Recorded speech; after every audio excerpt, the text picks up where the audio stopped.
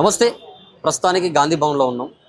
ఒకసారి మాట్లాడే ప్రయత్నం చేద్దాం. కాంగ్రెస్ పార్టీ రాష్ట్ర నాయకులు సాయి కుమార్ అన్న గారు ఉన్నారు. మెట్టి సాయి కుమార్ అన్న గారు, ఎందుకు కాంగ్రెస్ పార్టీ ప్రజాపాలన ప్రజల దగ్గరికి పోతలేదని చెప్పేసి బీఆర్ఎస్ పార్టీ వాళ్ళు అంటా ఉన్నారు. ఒకసారి మాట్లాడే ప్రయత్నం చేద్దాం. అదే ఏంటి పరిస్థితి? ప్రజాపాలన కరెక్ట్గా నడుస్తుందా రాష్ట్రంలో? బీఆర్ఎస్ పార్టీ నాయకులకు మంచి అయితే చూడలేరు, మంచి అయితే వినలేరు, మంచి అయితే వాళ్ళకు జీర్ణం కాదు. కాబట్టి బీఆర్ఎస్ పార్టీలు ఎప్పుడు కూడా మంచి అనే పదం వాళ్ళకి నచ్చదు. కాబట్టి తెలంగాణ ప్రజానికానికి మంచి అయితే వాళ్ళకి ఇష్టం ఉండదు.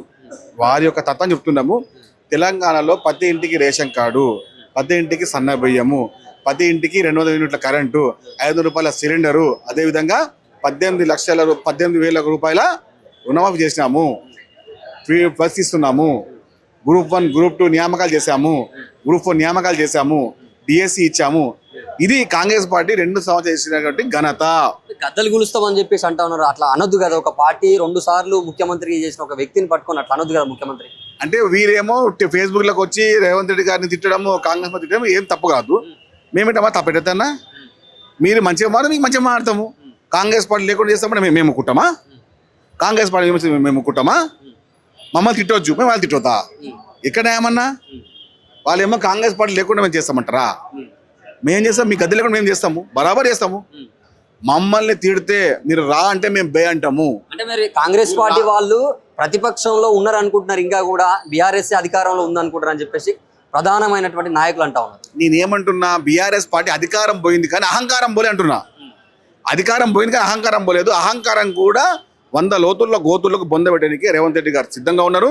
నేను ముందే చెప్తున్నా, 10 నిమిషాలు కూడా రేవంత్ రెడ్డి గారు బీఆర్ఎస్ పార్టీ గురించి కళ్ళకుండా కుటుంబం చాలిస్తే వాళ్ళు నామరూపాలు ఉండవు.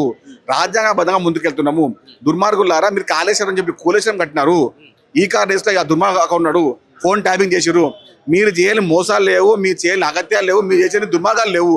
కాబట్టి తెలంగాణ రాష్ట్రానికి పట్టిన చీడ పీడ ఉన్నారంటే అది బీఆర్ఎస్ పార్టీ, కల్లకొండ కుటుంబమే. ఈ కల్లకొండ కుటుంబాన్ని యొక్క శాశ్వత విరుష్కారము చేతంగా మనం ముందుకెళ్తా ఉన్నాము.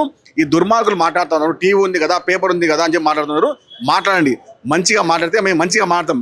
కాంగ్రెస్ పార్టీ గురించి ముఖ్యమంత్రి రేవంత్ రెడ్డి గారి చిల్లరమరగా మాట్లాడితే బీఆర్ఎస్ పార్టీ నాయకులు బట్టలిప్పి రోడ్డు మీద పరిగించి కొడతాం. ఫోన్ ట్యాపింగ్ విషయంలో కోర్టు కూడా తీర్పు ఇచ్చింది. అదంతా కూడా కావాలని చెప్పేసి మళ్ళీ ఎందుకు కాంగ్రెస్ పార్టీ ఈ మున్సిపల్ ఎన్నికల సందర్భంలో ఒక డ్రామా అని వాళ్ళు అంటా ఉన్నారు. దీనికి ఏం చెప్తారు? నేను ఏమంటున్నారు, ఒకటి రాసుకో. గత ప్రభుత్వంలో బీఆర్ఎస్ పార్టీ ఉండే, బీఆర్ఎస్ పార్టీ ఈయన మంత్రిగా ఉండే, ఈయన ట్యాప్ ఎవరు చేసిన ఫోను? మీ మామ కొడుకు చేసింది కదా. పోయి గల్లబట్టి అడుగు, నీ మామ కొడుకుని గల్లబట్టి అడుగు, చెల్లెమని కొట్టి అడుగు. అరే దుర్మా కూడా నాకు ఫోన్ ట్యాప్ చేస్తామని చెప్పి నువ్వు పోయి అక్కడ కౌగిలించుకుంటున్నావు, ముద్దులు పెట్టుకుంటున్నావు. దుర్మా కూడా పోయి అడుగు. పోయి కాంగ్రెస్ పార్టీ ఏం చేస్తుందన్న రాష్ట్రంలో ప్రజాపాలన కరెక్ట్ పోతలేదు, లక్షల కోట్ల రూపాయల నిధులు దావుసిపోతుండు, అమెరికా పర్యటన అంటే ఏడ పెడుతుండు రేవంత్ రెడ్డి అని వాళ్ళు అంటున్నటువంటి మాట. అరే మీ కళ్ళున్న కబోతులు రా, మీరు చూడలేరు. మీరు రండి, 10 ఇంటికి వెళ్దాం, 10 గడపకి వెళ్దాం. 10 ఇంటికి 10 గడపకి వెళ్తే కాంగ్రెస్ పార్టీ సంక్షేమం తెలుస్తుంది. చిల్లరగా మాట్లాడుతాము, పేపర్ ఉందిగా రాస్తాము, టీవీ ఉందిగా చెప్తాము, ట్విట్టర్ ఉందిగా పోస్ట్ చేస్తామంటే తెలంగాణ పదానికము మిమ్మల్ని చెంపచెల్లెముగా ముందుకు వెళ్తా ఉన్నారు. మీరు తెలంగాణ అన్నవారిని మీ పక్కన పెట్టుకొని తిరుగుతూ ఉన్నారు. ఎవరైతే తెలంగాణ అన్నారో వాళ్ళందరూ ఇప్పుడు బీఆర్ఎస్ పార్టీలో ఉన్నారు. కాబట్టి బీఆర్ఎస్ పార్టీ ఒక బక్వాస్ పార్టీ. బీఆర్ఎస్ పార్టీ అంటే బయలు తెగించిన పార్టీ.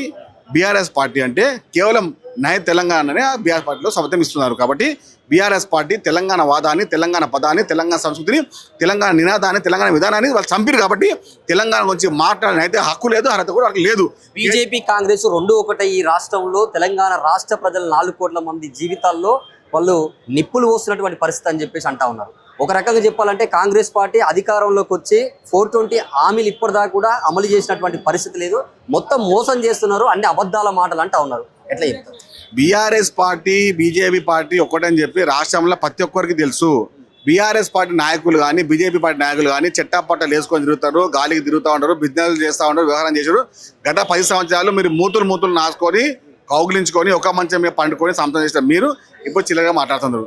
బీజేపీ బీఆర్ఎస్ ఒక తానులో నుండి 2 చెట్టు ముక్కల్లాగా, ఒక పల్లెంలో నుండి 2 ముక్కల్లాగా. బీజేపీని బీఆర్ఎస్ని మేము సమదూరం పెడతాము, వారిని మా ఇంటి గోడ మీద వాళ్ళనియము. బీఆర్ఎస్ పార్టీ కానీ బీజేపీ కానీ. జిల్లాల పునర్విభజన అని చెప్పేసి సికింద్రాబాద్ కోసం చాలా మంది పోరాటాలు చేస్తూ ఉన్నారు. సో గతంలో కూడా అన్నము, ఇప్పుడు కూడా పోరాటం చేస్తాము, మేము జిల్లాను చేసుకునేదాకా మా పోరాటం ఆపనంటా ఉన్నారు. ఏం చెప్తారు? అన్నది ఎవరు? తలసాని శ్రీనివాస్ గతంలో ఏముండే? మంత్రిగా ఉండే. అప్పుడు గాడిద పనులు తోమిండా? గత 10 ఏళ్ళు మంత్రిగా పనిచేసినావు, బీఆర్ఎస్ పార్టీలో ఉన్నావు, సికింద్రాబాద్లో తిరుగుతా ఉన్నావు, ఎమ్మెల్యేనో అన్నేనో, గత ఏం చేసినావు, ఏం పీకినావు అంటున్నా నేను. గత 10 ఏళ్ళు గాడిద పనులు తోమి ఇప్పుడు సికింద్రాబాద్ జిల్లా అంటున్నావు, సిగ్గు లేదు అన్నికే. అంటే అట్లా అనొచ్చా? ఈ మాటలు కూడా అనొచ్చా? అంటే ప్రధానమైన ప్రతిపక్షంలో ఒక నాయకుడిగా ఉన్న వాళ్ళని అట్లా అనొచ్చా? మేజర్ గా కాంగ్రెస్ పార్టీ వాళ్ళు టీఆర్ఎస్ వాళ్ళని ఎందుకు టార్గెట్ చేసినట్టు మాట్లాడుతున్నారు? కాదా ఇప్పుడు గత 10 ఏళ్ళు నువ్వు జిల్లా అడగలేవు, నీ అసెంబ్లీకి నిధులు అడగలేవు, ఇప్పుడు జిల్లా కాలవుతున్నావు. గత 10 ఏళ్ళు పోయి గల్లబట్టి అడిగి తీసుకురాలేవు. అరే ఇప్పుడు గేట్ హైదరాబాద్ అవుతుంది, రాష్ట్రంలో దేశంలో హైదరాబాద్ ముందుకెళ్తా ఉంది, అది మర్చిపోయి నాకు జిల్లా కావాలి. నీ జిల్లా డ్రామా మొత్తము కవిత చెప్పింది, పోయి కవితను అడిగిపోయి ఏమన్నదో. జిల్లాల వ్యవహారము గతంలో పునే జిల్లా మొత్తము వనపర్తి జిల్లా ఉందండి, అలా సాము కొల్లాపూర్ వస్తుంది, సాము మక్తలు వస్తుంది, సాము దేవరకత వస్తుంది. మన ఏది సిద్దిపేట ఉంది, సిద్దిపేట సాము హుస్నాబాద్ వచ్చేసి సాము సిద్దిపేట అవుతుంది, హన్మకొండ అవుతుంది, వరంగల్ అవుతుంది, కరీంనగర్ వస్తుంది, మెదక్ సాము వచ్చేసి సిద్దిపేట ఉంటుంది. ఏంటండి ఇది నిర్మాణం అంటే? నీ కాలు ఒక్క దగ్గర, నీ చెయ్యి ఒక్క దగ్గర, నీ ముక్కు ఒక్క ఉంటుందా? ఒక మనిషి యొక్క అస్తిత్వం మొత్తం కాపాడకుండా ఇష్టమైనటువంటి వ్యవహారం చేసినటువంటి మీలాంటి దుర్మార్గులని, అశాస్త్రీయంగా చేసిన నిర్మాణాన్ని మేము శాస్త్రీయంగా చేస్తాం. నంబరింగ్ కోసం కాదు, 33 నంబర్ వస్తే 6 నంబర్ వస్తుంది, 6 మా లక్కీ నెంబర్ అని చేసినటువంటి మీలాంటి దుర్మార్గులారా, ఇలాంటి దుర్మార్గ పనులని మేము ఎక్కడ సాగనీయము, ఇలాంటి దుర్మార్గం కొనసాగనీయము. ఫైనల్ గా స్థానిక సంస్థలలో గ్రామ పంచాయతీ ఎన్నికలలో కూడా బీఆర్ఎస్ పార్టీ ఎక్కువ అధికంగా మెజారిటీగా వచ్చింది. కాంగ్రెస్ పార్టీకి బుద్ధి చెప్పినాము, ఇప్పుడైనా తెలుసుకోండి మా బీఆర్ఎస్ అంటే ఏందో, మేము అప్పుడు చేసినటువంటి పాలన ఏందో మమ్మల్ని ప్రజలు గుర్తించారు, కాంగ్రెస్ పార్టీకి గ్రామ స్థాయిలో కూడా పోతా ఉన్నది అని కేటీఆర్ అంటా ఉన్నారు. కేటీఆర్ గారు, మీ నాన్న గజ్వేల్ అసెంబ్లీలో కాంగ్రెస్ పార్టీ 92 గ్రామ పంచాయతీ గెలిచింది. నీ ముక్కేడ పెడతావు, నీ కాలేడ పెడతావు, నీ మూతేడ పెడతావు నాయన.